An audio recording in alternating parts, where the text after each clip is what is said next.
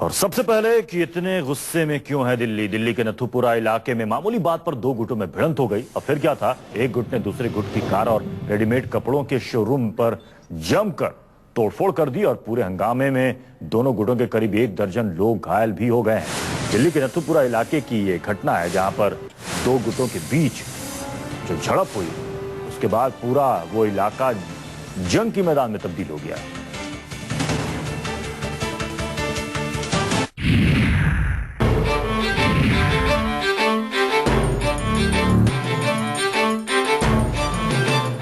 टूटे गमले, जमीन पर पड़े पौधे और जमा हुई भीड़, ये निशान है उस फसाद के जो कुछ देर पहले यहां हुआ था। उत्तर पश्चिमी दिल्ली के नथुपुरा इलाके में दो गुट आपस में भिड़ गए और इस भिड़ंत ने इतना बड़ा रूप ले लिया कि दोनों गुटों के करीब 1 दर्जन लोग गंभीर रूप से घायल हो गए। दोनों गुटों के सदस्यों ने एक दूसरे पर पत्थर और लाठी डंडों से हमला बोला। झगड़े की वजह अब तक पूरी तरह साफ नहीं हो पाई है, लेकिन कुछ लोगों का कहना है कि सड़क पर खड़े एक लड़के को एक गाड़ी से थोड़ी सी चोट लगी, जिसके बाद दोनों गुट आपस में भिड़ गए। जैसे आगे को खड़ा हुआ ना, ये गाड़ी लेके आया, इतनी तेज उसके पैर में लगी। उसने बोला, भाई ये गाड़ी ऐसे मत चलाया कर, ओ गाड़ी कैसे चला रहा, ये बोला उसने। ये बोला था ना, बस इतने दीपक यहाँ से लंगड़ाते गया और उसने एक थप्पड़ मारा तो तैसे इन्हें उठा के मोटरसाइकिल इसके पैर पे पटक दी। दोनों गुटों के बीच हुए इस बवाल से कुछ मिनटों तक इलाके में सनसनी फैली रही। एक गुट ने दूसरे गुट के एक सदस्य की कार रेडीमेड कपड़ों के शोरूम में तोड़फोड़ की, जिससे शोरूम पूरी तरह तहस नहस हो गया। झगड़े में महिलाओं और बच्चों को भी चोटें आई। जैसे ये मैं आया ना, तो यहाँ पे 10-15 लोग मतलब डंडे सरिया लेके जो है ना हमारे इस परिवार पे हावी थे और खूब गाली गलोच और अब्दुल से उनको गाली दे रहे थे कि नीची जाति का या वैसे। उनको मेरे सामने घर में लेडीजों को निकाल के मारा मेरे से। एक छोटी सी बात, दो गुटों का इस कदर आपस में भिड़ जाना पुलिस के गले नहीं उतर रहा है। माना जा रहा है कि दोनों गुटों के बीच पहले से ही रंजिश रही होगी। जितेंद्र शर्मा के साथ ब्रजेश, दिल्ली न्यूज 24। यूपी के गाजियाबाद में बिजली कटौती से परेशान लोगों के सब्र का बांध आखिरकार टूट ही गया। परेशान लोगों ने बिजली स्टेशन के बाहर जमकर हंगामा किया। लोगों का आरोप है कि यहां के सांसद बीजेपी से हैं, लिहाजा प्रदेश सरकार इलाके के साथ बदले की भावना से काम कर रही है।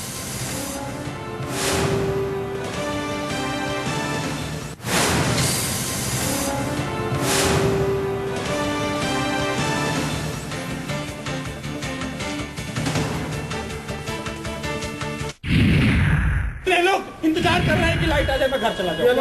अगर रिजल्ट चाहते हैं, बिजली है चाहे ना आए, यहाँ खड़े। आधी रात का वक्त और सड़कों पर नारे लगाते लोग।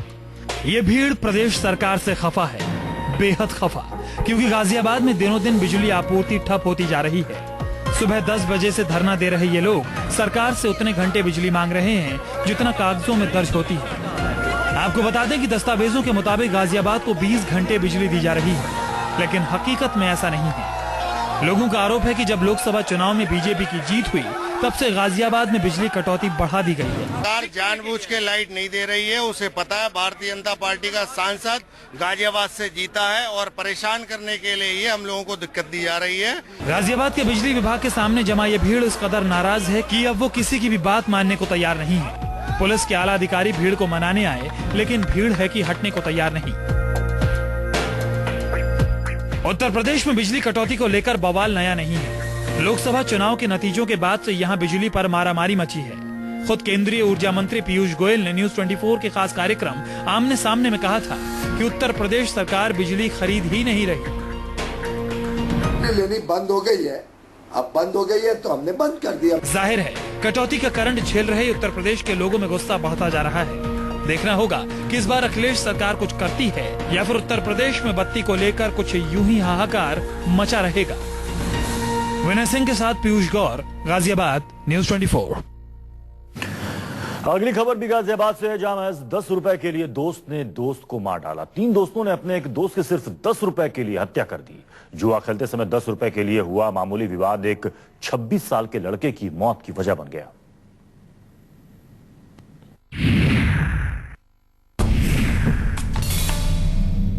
ये तस्वीर रवि की है, जो अब इस दुनिया में नहीं रहा।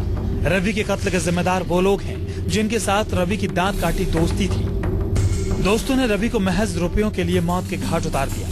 वारदात गाजियाबाद के विजयनगर इलाके की है, जहां की गलियों में रवि के कत्ल के बाद से सन्नाटा पसरा है। रवि के घर वालों के मुताबिक रवि अपने 3 दोस्तों के साथ जुआ खेल रहा था। इस दौरान सभी शराब पी रहे थे और इसी बीच रवि का अपने दोस्तों के साथ 10 रुपए को लेकर झगड़ा हो गया। जुआ खेल लेते। जुआ में क्या हुआ था? जुआ में उनके ऐसे ही 10-20 रुपए में लड़ाई हो गई थी। ऐसे चक्कू मार दिया था, फिर आपसदार में मेरे भाई बचा नहीं पाए। 10 रुपए का मामूली झगड़ा कत्ल की वारदात में तब्दील हो गया। तीनों आरोपी दोस्तों ने मिलकर रवि पर चाकू से कई वार किए। घर वालों को घटना का पता चलता तब तक देर हो चुकी थी। इलाज के दौरान रवि की मौत हो गई। ताश खेल रहे थे और शराब वगैरह भी वहाँ से बरामद हुई है मौके से, तो किसी बात को लेकर इनमें कहासुनी हुई और प्रत्यक्षदर्शियों के अनुसार, जो मृतक है उसके घर वालों के अनुसार ये बताया गया कि इनमें झगड़ा हुआ जो बड़ा, और उसमें इन्होंने हथियार उस पर हमला कर दिया और मृतक का उस वक्त तो घायल अवस्था में था, लेकिन बाद में उपचार के दौरान उसकी मौत हो गई। मामले की तफ्तीश जारी है, लेकिन अभी तक तीनों आरोपियों की गिरफ्तारी नहीं हो पाई है।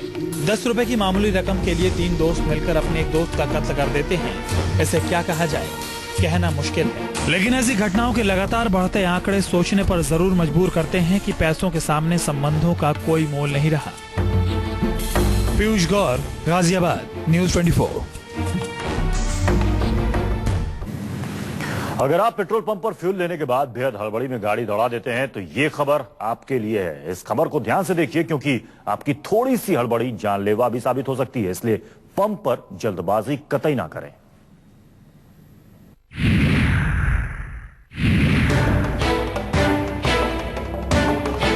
एक, 2, 3, 4 और धमाका। देखिए कैसे चंद सेकंड में जोरदार धमाके से दहला ये पेट्रोल पंप पर यह खौफनाक हादसा कभी भी हो सकता है।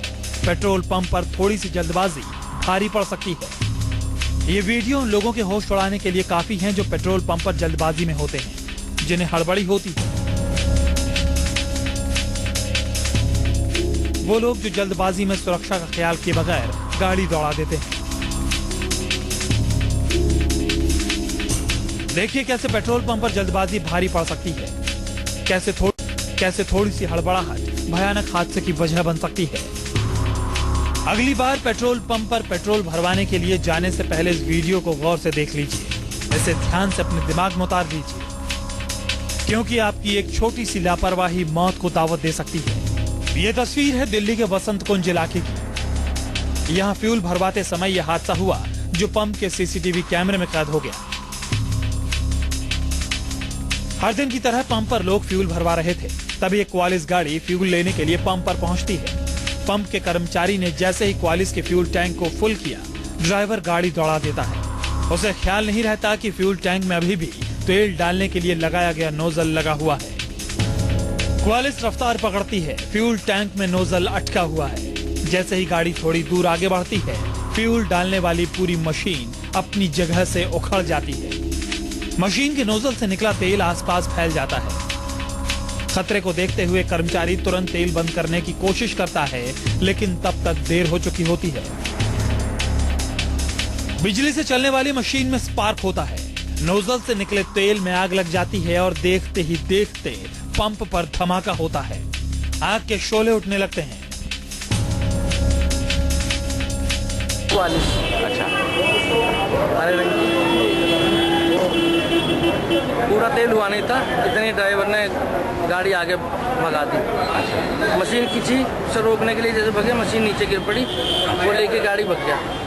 गाड़ी गिरने से, मशीन गिरने से स्पार्किंग हुई, आग पकड़ ली। तुरंत ही हम लोगों ने बाल्टी और ये फायर के लेके उसको काबू करा, वो तो भग गया ड्राइवर।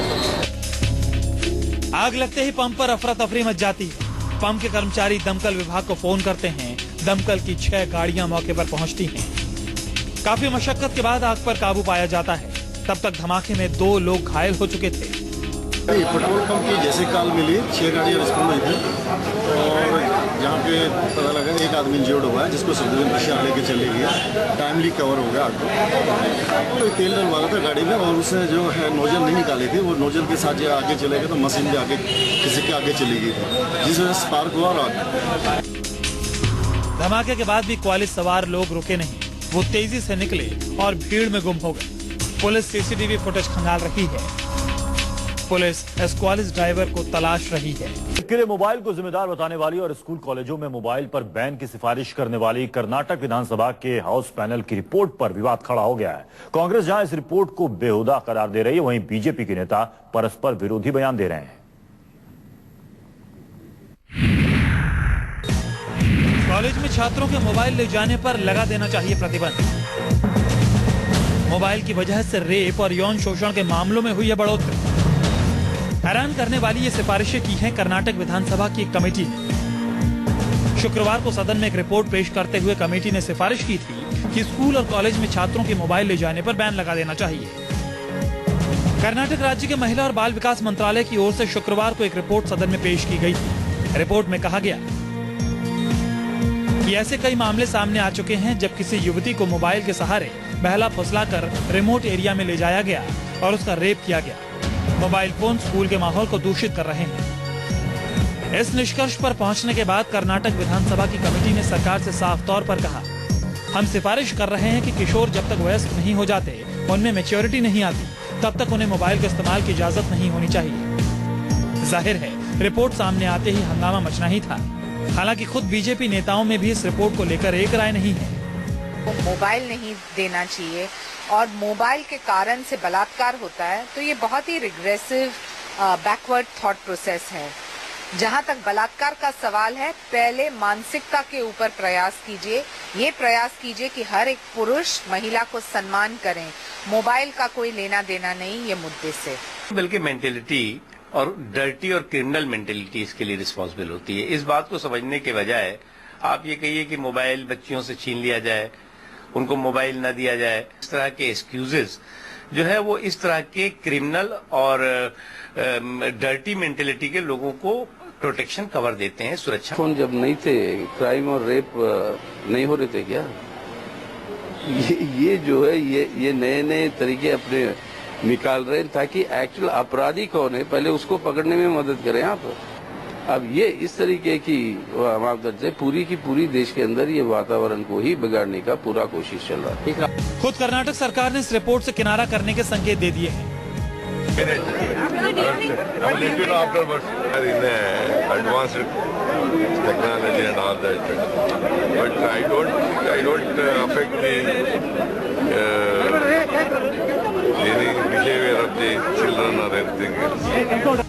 सीएम के इस बयान से एक बात तो साफ है कि इस रिपोर्ट को लेकर भले ही बीजेपी नेताओं में एक राय ना हो, लेकिन पहले से ही विवादों में रही कर्नाटक की बीजेपी सरकार फिर से किसी विवाद में नहीं पड़ना चाहती।